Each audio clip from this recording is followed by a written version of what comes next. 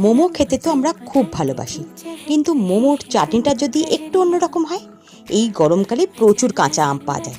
কাঁচা আম দিয়ে টক ঝাল একটা মোমোর চাটনি বানান, দুর্দান্ত লাগবে। প্রথমে কাঁচা আমকে ভালো করে পুড়িয়ে নিন, ঠান্ডা হতে দিন। ঠান্ডা হয়ে গেলে ওপরের কালো খোলাটাকে ছাড়িয়ে নিন।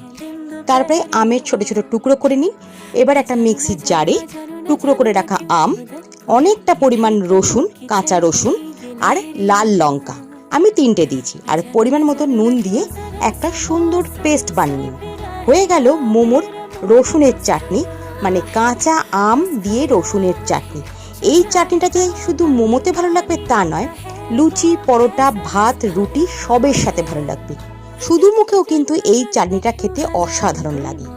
আমরা তো সারা বছর মোমোতে টমেটো লঙ্কার চাটনি খেয়ে আসি, কিন্তু এই গরমকালে আম থাকতে থাকতে একবার এই কাঁচা আম রসুন দিয়ে টক ঝাল আমের চাটনিটা বানিয়ে দেখুন, দুর্দান্ত লাগবে। আর মোমোর রেসিপি তো আমার চ্যানেলে বহুবার দেওয়া আছে, ভালো লাগলে লাইক দেবেন।